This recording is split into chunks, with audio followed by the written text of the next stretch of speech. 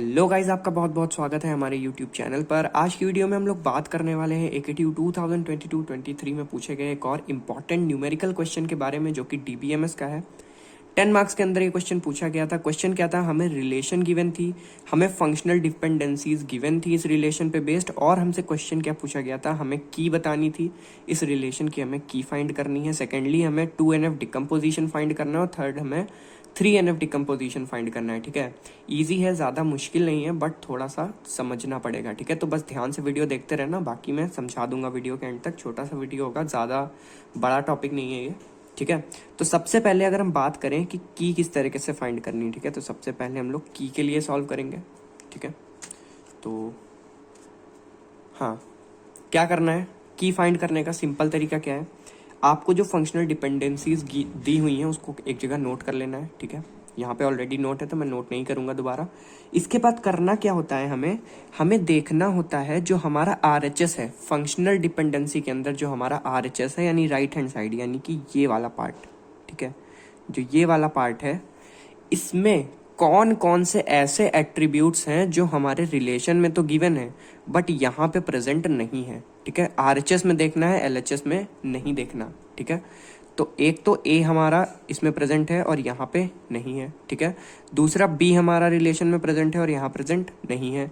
CDEFGHIJ बाकी सब present है। ठीक है, तो यानी कि एक हमारा A हो गया और एक हो गया हमारा B। ठीक है, तो हमारी की जो भी आएगी, ठीक है, जो भी हमारी की आएगी उसमें A और B तो होंगे ही होंगे। ठीक है, इनको तो होना ही है। तो अब क्या करो, सबसे पहले चेक करते हैं कि A के क्लोजर में क्या क्या आ रहा है, क्या A पूरा डिफाइन कर पा रहा है R को या नहीं। ठीक है, तो सबसे पहले A का क्लोजर चेक करेंगे। A का क्लोजर चेक करेंगे तो हमें क्या मिलेगा, A से हमें DE मिलेगा।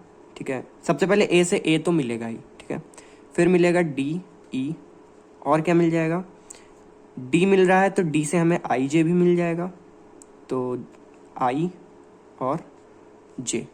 ठीक है, ये इतना हमें A के क्लोजर में मिलेगा और कुछ नहीं मिलेगा A के क्लोजर में। ठीक है, इसी तरीके से हम B का क्लोजर निकाल लेंगे। ठीक है, जब B का क्लोजर निकालोगे तो B तो मिलेगा ही, B के अलावा F मिलेगा। ठीक है, F आया है तो F से हमें GH मिल रहा है, तो ट्रांजिटिव प्रॉपर्टी के थ्रू B से हमें GH भी मिल जाएगा। ठीक है, जैसे हमें IJ मिल गया था D से, वैसे ही हमें F से GH मिल जाएगा। तो ये आ गया हमारा B का क्लोजर। अब देखो, ना तो A कंप्लीटली डिफाइन कर रहा है हमारी रिलेशन को, ना ही B कंप्लीटली डिफाइन कर रहा है हमारी रिलेशन को। ठीक है, तो अब हम क्या करेंगे, अब हम लेंगे AB का क्लोजर। ठीक है, AB का क्लोजर लेंगे तो हमें क्या मिलेगा, AB से हमें C मिलेगा। ठीक है, AB तो मिलेगा ही खैर। ठीक है, A से हमें DE इंडिविजुअली मिल जाएगा। ठीक है, B से हमें F मिलेगा, F से हमें GH मिलेगा। ठीक है, और D से हमें IJ मिलेगा, IJ। ठीक है, क्योंकि देखो AB में C आ गया, AB में AB आ गया, अब B से F मिल जाएगा, B से F मिल गया, और A से DE मिल गया, D से IJ मिल गया, F से GH मिल गया। ठीक है, सो इसमें हम लोगों का प्रॉपरली R डिफाइन हो गया, यही हमारा R है, ABCDEFGHIJ। ठीक है, R डिफाइन हो गया। R डिफाइन हो गया, इसका मतलब कि ये जो हमारा AB है, ठीक है, ये जो हमारा AB है, यही हमारा क्या है, की ऑफ R। ठीक है, की हमने निकाल ली। ठीक है, तो पहला तो आंसर मिल गया हमको। अब हमें दूसरा आंसर फाइंड करना है, यानी 2NF डिकम्पोजिशन। ठीक है, 2NF डिकम्पोजिशन फाइंड कैसे करते हैं, हमें एक कंडीशन चेक करना होगा कि इसमें कोई भी पार्शियल डिपेंडेंसी नहीं होनी चाहिए। ठीक है, no partial dependency. Partial dependency कैसे चेक करते हैं, नो पार्शियल डिपेंडेंसी का सिंपल सा मतलब ये है कि कोई भी नॉन प्राइम एट्रीब्यूट, ठीक है, लिख देता हूं मैं, कोई भी नॉन प्राइम एट्रीब्यूट जो होगा वो हमारा डिपेंड नहीं होगा किसी भी प्राइम एट्रीब्यूट पे। ठीक है, प्राइम एट्रीब्यूट पे डिपेंड नहीं होगा। एक्चुअली ये एरो उल्टे लगेंगे, इधर प्राइम एट्रीब्यूट आएगा, एरो लगेगा, फिर नॉन प्राइम एट्रीब्यूट आएगा। ठीक है, कोई भी हमारा non prime attribute prime attribute पे डिपेंड नहीं होना चाहिए। तो हम लोग देख लेते हैं फंक्शनल डिपेंडेंसीज में क्या ऐसा हो रहा है। देखो, अब नॉन प्राइम और प्राइम क्या होते हैं पहले ये समझ लो। प्राइम वो होते हैं जो हमारे की के सबसेट होंगे, ठीक है। फॉर एग्जांपल की हमारा ए बी है, तो सिर्फ ए है तो प्राइम है, सिर्फ बी है तो प्राइम है, ए बी साथ में है तो भी प्राइम है। बट ए बी के अलावा और कोई भी है, for example C D E F G H I J, ये सब नॉन प्राइम है, ठीक है। अब देखते हैं इसमें क्या कोई नॉन प्राइम है जो प्राइम पे डिपेंड है। ए बी सी, ठीक है, ए बी सी डिफाइन करना है, यानी सी डिपेंडेंट है ए बी पे, यानी नॉन प्राइम डिपेंड है प्राइम पे। तो जब ये केस बनेगा तो ये हमारा आएगा पार्शियल डिपेंडेंसी में, ठीक है। एक केस ये हो गया। अगला चेक करो, फिर ए हमारा सबसेट है किसका, की का सबसेट है, इसका मतलब डी ई इस पे डिपेंड नहीं होना चाहिए और डी ई इस पे डिपेंडेंट है, यानी ये भी पार्शियल डिपेंडेंसी है, ठीक है। एफ हमारा डिपेंडेंट है बी पे, ये नॉन प्राइम ये प्राइम, यानी ये भी पार्शियल डिपेंडेंसी है।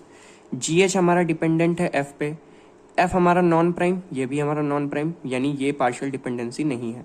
आई जे डिपेंडेंट है डी पे, डी भी नॉन प्राइम, आई जे भी नॉन प्राइम, ये भी पार्शियल डिपेंडेंट नहीं है, यानी तीन हमें पार्शियल डिपेंडेंसी यहाँ पे दिख रही है। तो हम इन तीनों को सॉर्ट करने के लिए क्या करते हैं, हम तीन नई रिलेशंस बनाएंगे, ठीक है। तीन नई रिलेशंस बनाएंगे। कैसे बनाएंगे तीन नई रिलेशन? पहली रिलेशन होगी हमारी R1, ठीक है। R1 क्या होगी, जो हमारी पहली पार्शियल डिपेंडेंसी है, ठीक है, ए बी टू सी, इसको डिफाइन करेगी, ठीक है। तो हम इसको डिफाइन कर देते हैं ए बी एंड सी, ठीक है। बहुत सिंपल है, इसमें कुछ नहीं करना, सिंपल सा चीज है। R2 डिफाइन करेंगे, ठीक है, और सेकेंड वाली डिफाइन कर देंगे ए टू डी ई। बट जब यहाँ पार्शियल डिपेंडेंसी हम लोग डिफाइन करते हैं, चलो पहले इसको डिफाइन करते हैं फिर मैं बताता हूँ क्या होता है। डिफाइन करते हैं ए डी ई।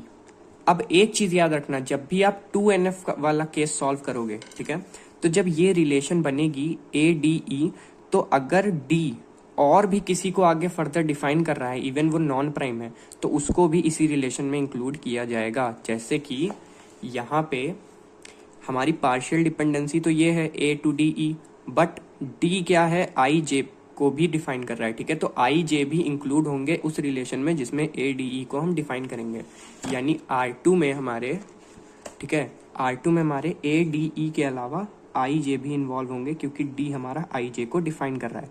सेम इसी तरीके से R3 रिलेशन जो हमारी बनेगी, उसमें हमारा बी टू एफ तो जाएगा ही, डिफाइन कर रहा है, ठीक है, और एफ हमारा इंडिविजुअली भी जी और एच को डिफाइन कर रहा है, इसलिए इनको भी इंक्लूड करेंगे इस रिलेशन में, ठीक है।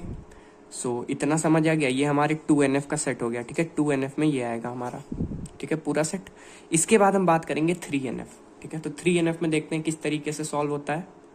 इसको आप लोग चाहो तो एडिट कर लो, प्राइम इधर कर लो, एरो लगा लो, इसको काट देते हैं, ठीक है। कोई भी non prime attribute prime attribute के थ्रू डिफाइन नहीं होना चाहिए, ठीक है। चलो अब देखते हैं 3NF। 3NF में हम क्या करते हैं, हम ट्रांजिटिव डिपेंडेंसी चेक करते हैं, ठीक है। सबसे पहले मैं यहाँ पे रिलेशन लिख लेता हूँ ताकि हमें बार बार कंफ्यूजन ना हो, बार बार मुझे पेज को ना लाना पड़े। ए टू डी ई, ठीक है, और हमारा क्या है बी टू एफ, नेक्स्ट क्या है हमारा एफ टू जी एच, और उसका नेक्स्ट क्या है हमारा डी टू आई एंड जे, ठीक है। ये हमारी टोटल हमें फंक्शनल डिपेंडेंसीज दी हुई हैं, ठीक है। अब इसमें देखो देखना क्या होता है हमें, ट्रांजिटिव डिपेंडेंसी का सिंपल सा मतलब है कि ऐसा कोई हमारा एट्रीब्यूट जो खुद भी किसी और को डिफाइन कर रहा हो, ठीक है, हमें वो चीज़ चेक करनी है। इसमें कैसे चेक करेंगे हम, ए बी सी को डिफाइन कर रहा है, सी और किसी को डिफाइन नहीं कर रहा, ए हमारा डी ई को डिफाइन कर रहा है और डी हमारा आई जे को डिफाइन कर रहा है, ठीक है। तो एक ट्रांजिटिव डिपेंडेंसी यहाँ आकर होगी, ठीक है। बी हमारा एफ को डिफाइन कर रहा है, एफ हमारा जी एच को डिफाइन कर रहा है, एक ट्रांजिटिव डिपेंडेंसी यहाँ आकर होगी, ठीक है। दो जगह हमारा ट्रांजिटिव डिपेंडेंसी हमें मिलेगी, ठीक है। तो हम क्या करेंगे, जब हम 3NF सॉल्व करते हैं तो जहाँ हमें ट्रांजिटिव डिपेंडेंसी मिलती है वहाँ पे हम सॉल्व करेंगे, इसको हम इग्नोर कर देंगे। क्यों इग्नोर कर देंगे, क्योंकि इसमें कोई भी ट्रांजिटिव डिपेंडेंसी अवेलेबल नहीं है, ठीक है।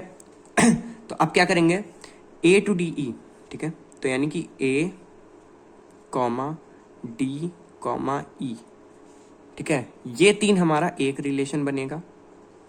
इसका हम नाम रख देते हैं, तीन तक हम निकाल चुके थे, इसका नाम रख देते हैं R4, ठीक है। 2NF में हमने R1 R2 R3 निकाल लिया था, इसका नाम रखते हैं R4। एक रिलेशन बनेगी R5। R5 में क्या होगा, ये वाला जो ट्रांजिटिव डिपेंडेंसी है हमारा B2F, ये डिफाइन होगा। B2F। फिर R6 में हमारा क्या डिफाइन होगा, D डिफाइन होगा। क्यों डिफाइन होगा D, क्योंकि D हमारा इस वाले में ट्रांजिटिव डिपेंडेंसी इस वाले सेट में इंक्लूडेड है, ठीक है। तो D हम डिफाइन करेंगे D I J। इसी तरीके से R7 में हम F डिफाइन कर देंगे, F G और H, ठीक है। तो ये पूरा हमारा जो सेट है ये हमारा 3NF का सेट बनेगा, ठीक है। सो आई होप कि वीडियो समझ आया होगा किस तरीके से हम 2NF डिकम्पोजिशन और 3NF डिकम्पोजिशन करते हैं, वो चीज़ें क्लियर हो गई होंगी। और इस तरह के क्वेश्चन एग्जाम में आ सकते हैं। मैं और भी कोशिश करूँगा क्वेश्चंस में इंक्लूड कर दूँ प्लेलिस्ट में, एंड प्लेलिस्ट का लिंक आपको डिस्क्रिप्शन बॉक्स में मिल जाएगा हमेशा की तरह। सो आई होप वीडियो अच्छी लगी होगी, वीडियो समझ आई होगी। अगर वीडियो अच्छी लगी हो तो वीडियो लाइक कर देना, चैनल पर नए हो तो चैनल को सब्सक्राइब कर देना। All the very best for the exams and thank you so much for watching this video.